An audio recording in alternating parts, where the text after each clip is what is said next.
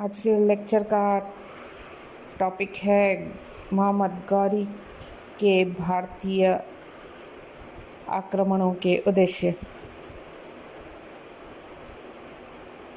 सर्वप्रथम आता है साम्राज्य विस्तार। मोहम्मद गौरी एक साहसी एवं महत्वाकांक्षी शासक था। गजनी के छोटे से राज्य और सीमित साधनों से उससे संतोष नहीं हो सकता था।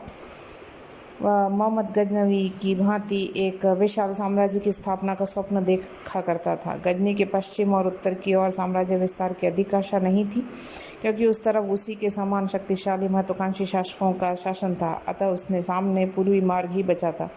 परिस्थितियां भी अनुकूल थी, क्योंकि इस समय भी भारत राजनीतिक, सैनिक तथा सामाजिक दोषों का शिकार बना हुआ था। अतः उसके भारतीय आक्रमणों का मुख्य उद्देश्य भारत में अपने साम्राज्य का विस्तार करना था। दूसरा उद्देश्य था पंजाब के गजनी वंश का अंत करना। मध्य एशिया की राजनीति में गजनी वंश और गौर वंश की आपसी शत्रुता लंबे समय से चली आ रही थी। यद्यपि गौर वंश ने उनके पैतृक गजनी राज्य को जीत लिया था, परंतु पंजाब पर अभी भी गजनवी वंश का शासन था। अपने शत्रु को जड़ से उखाड़ फेंकना उस युग के राजवंशों की चारित्रिक विशेषता थी। इसके अलावा सिंध और मुल्तान के मुस्लिम राज्यों की सहानुभूति भी गौर के प्रति न होकर पंजाब के साथ थी। गौरी को इस बात का भय था कि कहीं भारत के तीनों मुस्लिम राज्यों ने संगठित होकर गजनी पर आक्रमण कर दिया तो उसकी स्थिति संकटप्रद हो जाएगी। ऐसी स्थिति के आने के पूर्व ही वह पंजाब के गजनी शासन को समाप्त कर देना चाहता था। तीसरा कारण है धन संपत्ति को प्राप्त करना। मध्य एशिया को संघर्षपूर्ण राजनीति में अपने अस्तित्व को बनाए रखने तथा महत्वपूर्ण भूमिका निभाने के लिए एक शक्तिशाली सेना की आवश्यकता थी, क्योंकि उनके शत्रु राज्यों खुरासन, ख्वारिज़्म आदि काफ़ी शक्तिशाली थे। शक्तिशाली सेना के लिए अपार धन की आवश्यकता थी। यह धन भारत से प्राप्त किया जा सकता था, क्योंकि अभी भी भारत अपनी धन संपदा के लिए विख्यात था। फोर्थ, धर्म प्रचार की भावना। कुछ विद्वानों के मतानुसार मोहम्मद गौरी गैर मुस्लिम देशों में इस्लाम का प्रचार प्रसार, मूर्ति पूजकों को बलपूर्वक मुसलमान बनाना, मंदिरों और मूर्तियों का विध्वंस इत्यादि कार्य वह इस्लाम की सेवा के अंतर्गत अपना पवित्र कर्तव्य समझता था। चूँकि भारत में गैर मुसलमानों तथा मूर्ति पूजकों की प्रधानता थी, अतः यह देश उसके लिए विशेष आकर्षण का केंद्र था। इसके विपरीत कुछ अन्य इतिहासकारों का मत है कि धर्म के नाम पर प्राण न्यौछावर करने वाले साहसी सैनिकों को बिना किसी विशेष प्रयास के अपने सेना में भर्ती करने की दृष्टि से गौरी ने अपने भारतीय आक्रमण को जिहाद का रंग दिया था। अन्यथा उसकी सेना में कुछ मूर्ति पूजक सैनिक भी थे। फिफ्थ कारण है इस्लामी जगत में प्रतिष्ठा प्राप्त करना। गौर के छोटे से राज्य को उदित हुए अभी अधिक समय नहीं हुआ था, अतः इस्लामी जगत में उसका विशेष सम्मान नहीं था। गौरी अपने वंश को प्रतिष्ठा दिलवाना चाहता था। इसके लिए साहसिक कार्यों द्वारा साम्राज्य का विस्तार तथा वैभव एवं ऐश्वर्य की वृद्धि आवश्यक थी। भारतीय आक्रमणों से इन दोनों की पूर्ति हो जाने की संभावना थी। मोहम्मद गौरी के आक्रमणों का मुख्य उद्देश्य राजनीतिक था। तत्कालीन भारत की कमजोरियों को लाभ उठाकर भारत में मुस्लिम साम्राज्य की स्थापना करना चाहता था।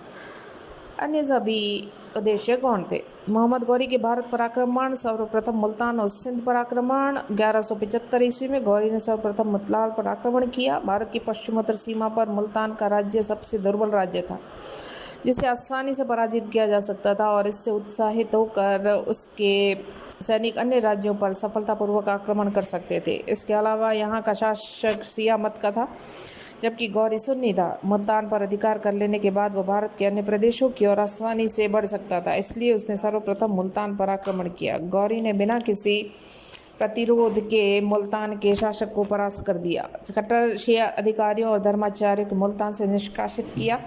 मुल्तान की शासन व्यवस्था अपने अधिकारियों को सौंपकर गौरी वापस गजनी लौट गया। कुछ दिनों बाद पुनः आया और ऊपरी सिंध के महत्वपूर्ण सामरिक केंद्र उच्च पर आक्रमण किया। उच्च पर हिंदू शासक का अधिकार। फरिश्ता के अनुसार यहाँ भट्टी राजपूतों का शासन था, और यहाँ की रानी ने मोहम्मद को वचनों में फंसाकर अपने पति को मरवा डाला। इसके बाद गौरी ने सुगमता के साथ दुर्ग एवं नगर पर अधिकार कर लिया। आधुनिक इतिहासकार इस मत को स्वीकार नहीं करते। ऐतिहासिक खोजों से सिद्ध हो चुका है कि उन दिनों सिंध अथवा मुल्तान के किसी भी भाग पर राजपूतों का शासन नहीं था। संभवतः मोहम्मद ने दुर्ग रक्षक मुस्लिम सरदार के साथ विश्वासघात करके उच्च पर अधिकार किया होगा। इसके बाद उसने सिंध को जीतने का प्रयास किया और 1182 ईस्वी तक संपूर्ण सिंध पर उसका अधिकार हो गया। सिंध का सुप्रसिद्ध बंदरगाह देवल भी उसके अधिकार में आ गया। नेक्स्ट आता है गुजरात पर विजय। 1178 ईस्वी में गौरी ने गुजरात राज्य पर आक्रमण किया। गौरी का सोचना था कि गुजरात को आधार बनाकर वह पूर्वी पश्चिमी राजस्थान को सरलता से जीत सकेगा। पूर्वी राजस्थान के मार्ग से गंगा यमुना के दोआब में घुसने का मार्ग भी उसे मिल जाएगा। राजस्थान को आधार बनाकर वो पंजाब के गजनवी वंश को भी नष्ट करने में सफल हो सकेगा। इसके अलावा गुजरात की विपुल धन संपदा लूट की प्रबल आकर्षण का केंद्र बनी, परंतु उसकी ये योजना व्यवहारिक नहीं थी। उसे पंजाब को आधार बनाकर राजस्थान, गुजरात तथा गंगा दोआब की तरफ बढ़ने की बात सोचनी चाहिए थी। गौरी ने पूरी तैयारी के साथ राजस्थान के मरुस्थल को पार कर गुजरात पर आक्रमण करने का विचार किया। उसने सेना सहित मरुस्थल को पार कर लिया और आबू के पर्वतीय क्षेत्र तक पहुंच गया, परंतु वहां गुजरात का राजा मूलराज अपनी सेना सहित पहले से ही गौरी का सामना करने के लिए तैयार खड़ा था। लंबी एवं कष्टप्रद यात्रा से थकी हुई तुर्की सेना गुजराती सेना के सामने न टिक सकी और युद्ध क्षेत्र से भाग खड़ी हुई। गौरी भी मैदान से भाग निकला। भारत की भूमि पर गौरी की यह प्रथम पराजय थी, परंतु वह निराश होने वाला व्यक्ति नहीं था। उसे अपनी योजना का दोष समझ में आया और भारत को जीतने के लिए उसने अपने अगले आक्रमण का मार्ग बदल दिया। अब उसने पहले पंजाब को जीतने और पंजाब को आधार बनाकर आगे बढ़ने का निश्चय किया। नेक्स्ट आता है पंजाब पर आक्रमण। पेशावर से लेकर पंजाब तक के भूभाग पर इस समय गजनी वंश का अधिकार और गजनी वंश का अंतिम शासक मलिक खुसरो एक दुर्बल शासक, अयोग्य शासक।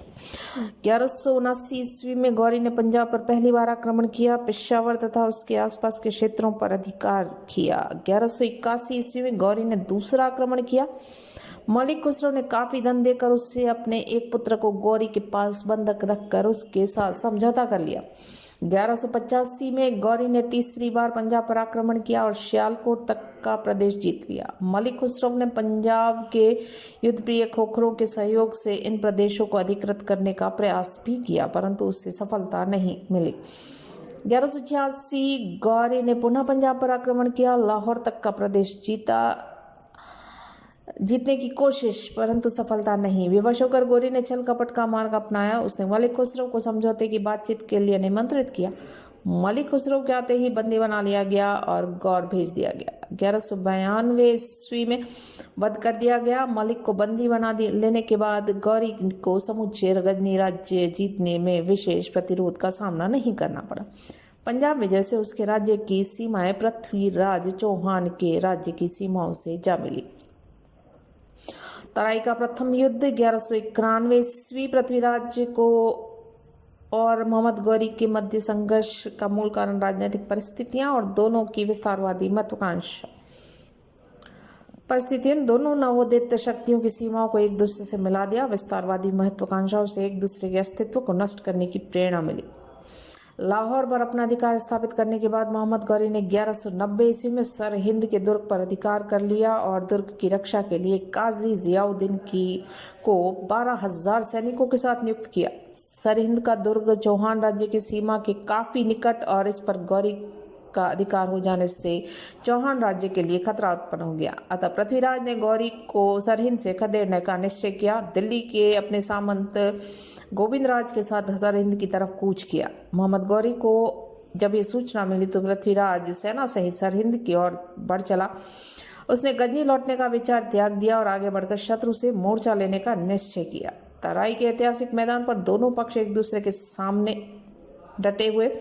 युद्ध के प्रारंभ से ही चौहानों का पलड़ा भारी। उन्होंने तुर्क सेना पर दोनों ओर से भयंकर आक्रमण किया। तुर्क सेना में खलबली, परंतु स्थिति में भी गौर ने साहस नहीं खोया और संपूर्ण शक्ति के साथ राजपूतों पर टूट पड़ा। उसी समय दिल्ली का गोविंदराज गौरी के सामने आ गया और गौरी ने उस पर भरपूर शक्ति के साथ बर्छा चलाया, जिससे गोविंदराज के सामने के 2 दांत टूट गए। इस पर भी वीर गोविंदराज ने विचलित हुए बिना गौरी पर कटारी का वार किया और गौरी बुरी तरीके से घायल हुआ। कुछ समय बाद गौरी अचेत होकर अपने घोड़े से गिरने वाला ही था कि एक स्वामी भक्त खलजी सैनिक ने उसे देख लिया और वह कूदकर गौरी के घोड़े के पीछे जा चढ़ गया और सुल्तान को सुरक्षित रण क्षेत्र के बाहर ले गया। गौरी की अनुपस्थिति में तुर्क सेना के जल्दी ही पैर उखड़ गए। वे भाग खड़ी हुई और पृथ्वीराज चौहान ने भागती हुई सेना का पीछा नहीं किया। इसके बाद पृथ्वीराज ने सरहिंद को जा घेरा। काजी जियाउद्दीन लगभग 1 साल तक दुर्ग की रक्षा की। इसके बाद ही पृथ्वीराज की सेना उस पर अधिकार कर पाई।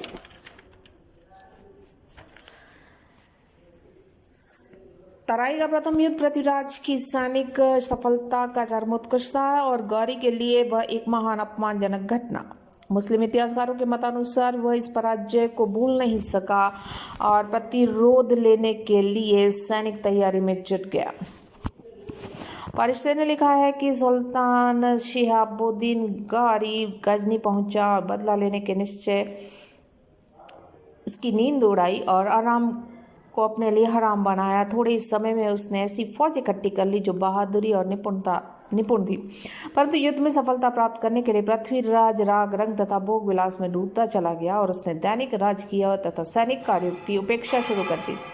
परिणाम स्वरूप उसके राज्य की उत्तर पश्चिमी सीमांत की सुरक्षा शिथिल हो गई और जिसके घातक परिणाम उसे बहुत जल्दी ही भुगतने पड़े।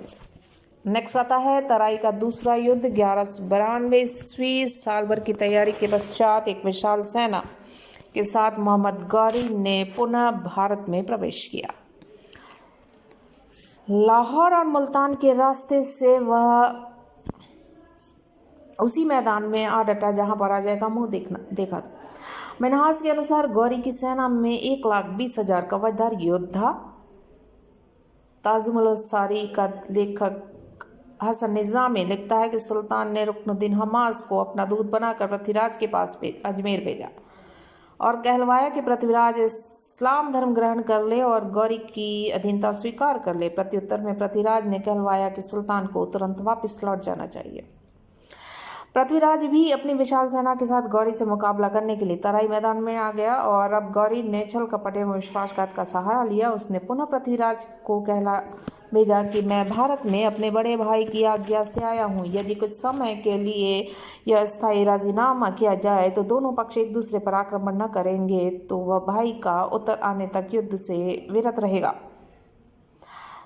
गौरी ने संधि वार्ता के द्वारा पृथ्वीराज को बुलावे में रखने का प्रयास किया और पृथ्वीराज ने गौरी का विश्वास कर लिया। संपूर्ण हिंदू सेना आराम करने लगी। दूसरी तरफ गौरी ने अपनी 40,000 अश्वारोही सेना को 4 भागों में विभाजित किया। चारों को 4 अलग दिशाओं में शत्रु पक्ष पर आक्रमण करने को कहा गया और पदातिक सेना को कहा गया कि वे रात भर अपने अपने तंबुओं के बाहर लकड़ियां जलाकर रखें ताकि हिंदू यह समझे कि मुस्लिम सैनिक अपने डेरे में ही हैं। इसके बाद गौरी बचे हुए पदातिक सैनिकों को लेकर रात भर चलकर पृथ्वीराज के पीछे वाली साइड पहुंच गया और उसकी अश्वारोही सेना के चारों दल भी चारों दिशाओं में हिंदू सेना के करीब आ पहुंचे। सुबह होते ही मुसलमानों ने चारों तरफ से हिंदुओं पर आक्रमण कर दिया। इस समय बहुत से हिंदू सैनिक स्नान आदि दैनिक कर्म में लगे हुए थे। मुसलमानों के अचानक आक्रमण से हिंदू शिविर में भगदड़ मच गई और पृथ्वीराज ने हाथी पर बैठकर स्थिति को संभालना तथा सैनिकों को प्रोत्साहित करने का प्रयास किया, परंतु जब स्थिति प्रतिकूल बनी पड़ी तो हाथी से उतर पड़ा और घोड़े पर बैठकर लड़ता हुआ मैदान में से भाग निकला, परंतु सिरसा के आसपास पकड़ा गया, मार दिया गया और गोविंदराज तथा अन्य बहुत से प्रसिद्ध सामंत हजारों सैनिकों सहित वीर गति को प्राप्त हुए।